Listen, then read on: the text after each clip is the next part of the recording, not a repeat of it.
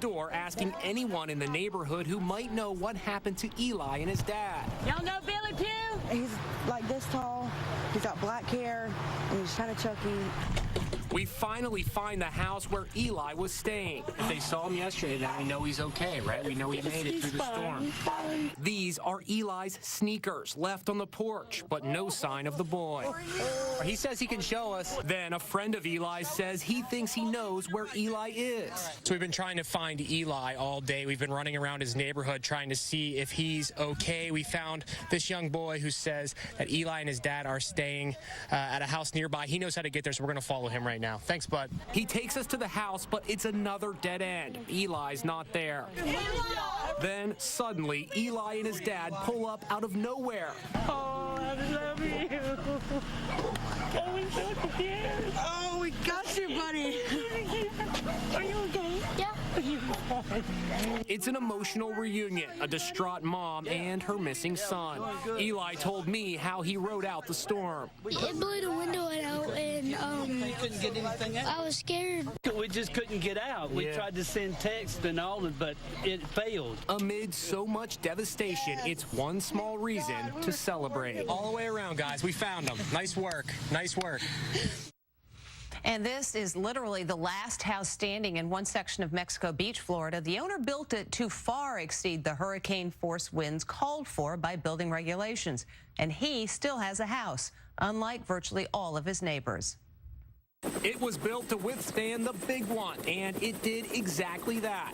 This waterfront home in hard-hit Mexico Beach, Florida, was left intact, even as Hurricane Michael turned the houses around it into matchsticks. The house was designed to withstand winds of 250 miles an hour. It was built with concrete, reinforced with steel cables and rebar. The Panhandle is struggling today. Stricken families stood in line for essential supplies. Church volunteers trucked in food and other goods. We're running out of just about everything, quite honestly. We're pretty overwhelmed. What are you in line for today? What do you need the most? Toiletries, personal items, diapers, baby milk, anything like that, because we've been stuck in the house for days. These guys came from Texas with a mobile kitchen. They're feeding an estimated 6,000 hungry people a day. I got chicken Alfredo. Local residents without power can bring their own food to be barbecued before it goes bad. The community started bringing us food, and we're just cooking it just as fast as we can. Here in the hurricane zone, there's a growing concern over looting or people coming in the middle of the night to steal from businesses or even others. So we're seeing a lot of signs like this. You loot, we shoot. In fact, some of the residents I spoke to are even arming themselves to protect their families and their belongings. We came across the owners of this bar boarding up their business. We're boarding up to protect it from looters. President Trump and the First Lady flew to Florida today to see the damage firsthand. They spoke with a resident who rode out the hurricane at home. He said he's never been so scared in his life, but he's never seen power like this. Trees coming down left and right. The president and Melania handed out bottled water to thirsty families. Everyone knows it will be a long road to recovery. It's estimated the total losses attributed to Hurricane Michael will be somewhere around $25 billion. She's the lady who accused a 9-year-old boy of touching her bottom. Dubbed Corner Store Carolyn, it turns out she was mistaken. The video shows it was the child's backpack that bumped into her. Now she's speaking with our Les Trent. The woman who caused a national uproar by falsely accusing a 9-year-old black boy of groping her is speaking out to Inside Edition. What I felt was across both cheeks. I didn't know what had happened. Teresa Klein got a brand new nickname when this video went viral. Corner Store Carolyn. The incident took place at this corner store in Brooklyn, New York. The boy, his mother, and his sister were here shopping after school, and Corner Store Carolyn was standing at the counter. The store's surveillance video shows what happened next. The boy accidentally brushed her with his backpack, but Corner Store Carolyn thought she'd been groped. I want the cops here right now. The distraught boy was in tears as he stood with his mom and sister while corner store Carolyn called 911. Bystander Jason Littlejohn shot the confrontation. Was he traumatized by it? Oh, definitely traumatized. And he's, as I said, he's definitely still trying to get over this situation right now. There's corner store Carolyn inside the store. She says she only realized she was mistaken after screening the surveillance video. Look at all those neighbors watching with her. Now she's written "Do not knock" on her apartment door, and she's apologizing. I regret that I escalated the situation. I should simply have said, "Don't touch me." I shouldn't have cursed, and I should have walked away after that and just ignored any response. I want the cops here right now. I'll talk to you. Switching gears, medieval-themed events are really popular around the country. They feature period costumes, food like turkey legs, and ancient sports like jousting.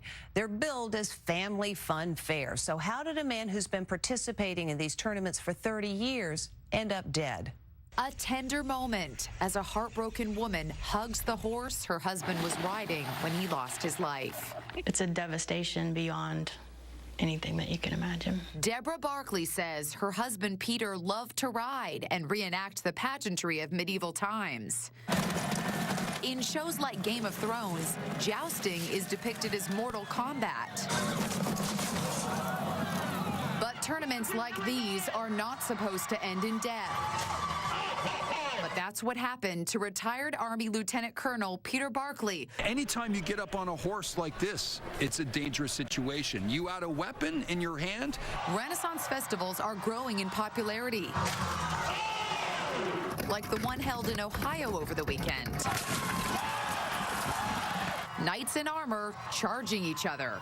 The lance is splintered, and a rider is knocked to the ground. A huge crowd cheers them on.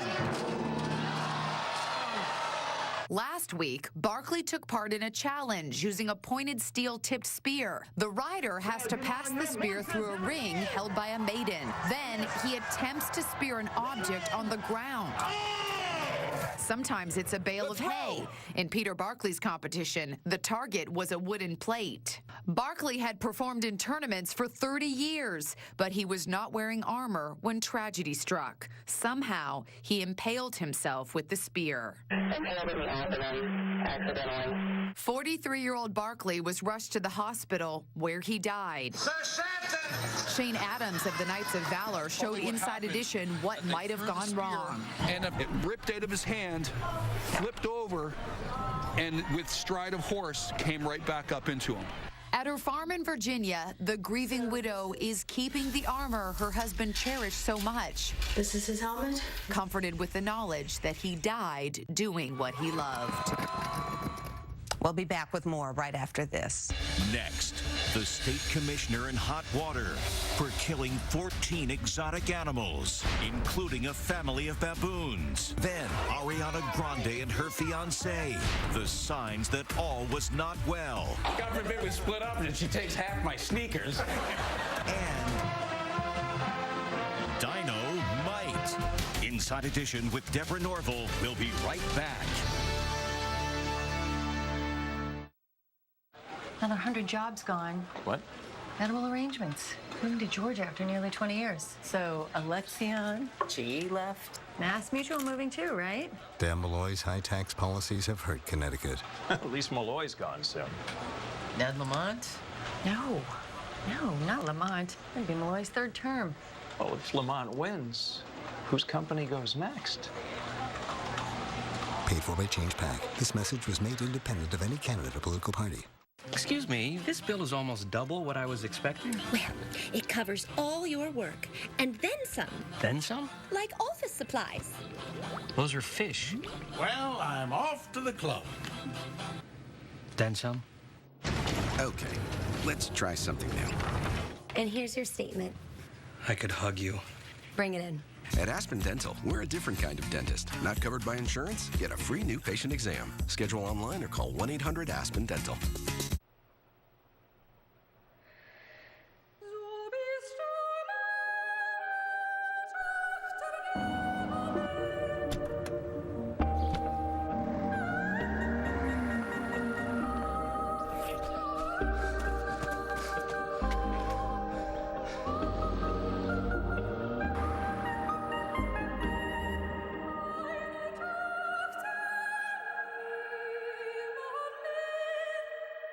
a destination for fall family fun and farm fresh goodness. Bishop's Orchards in Guilford. More news stories from where you live. Eyewitness News, weeknights at 11. Hey, New England, it's breakfast at McDonald's, where we're cracking fresh eggs in our kitchen and cooking up great deals like these 2 sandwiches or any 2 small McCafe drinks for $4, or mix and match any combination, just $4. Covering Vernon and all of Tallins County, Eyewitness News is everywhere. Check out the Iowa State Marching Band going full-on Jurassic, donning T-Rex costumes and rocking out to the John Williams theme music from the movie. The dance wasn't as precise as it was supposed to be because the viewing windows inside the costumes fogged up. That meant some T-Rexes were zigging when the others were zagging. Nonetheless, the crowd of 65,000 loved it.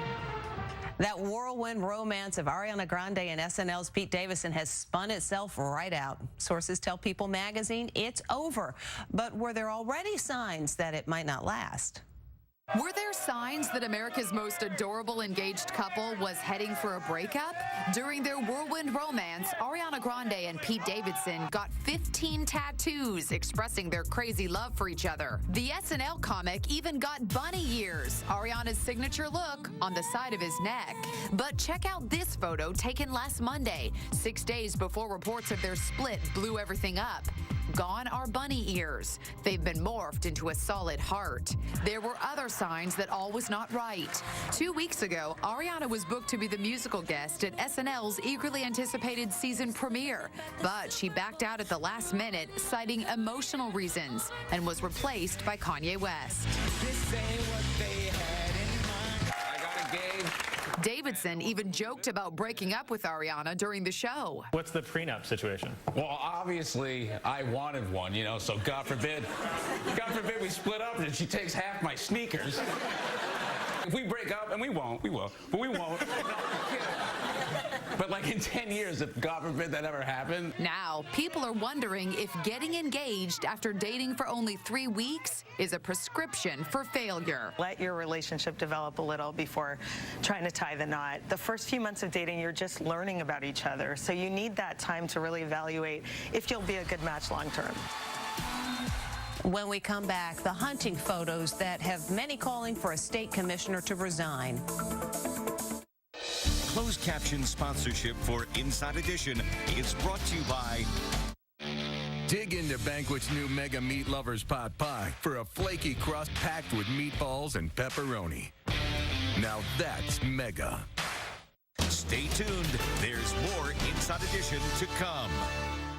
Honey, there comes a time when you start to notice things about your body. I'm 20. It's these elbows. They can't moisturize themselves. You need Jergens Ultra Healing Lotion. So smooth. Okay, let's work on your feet. Mom.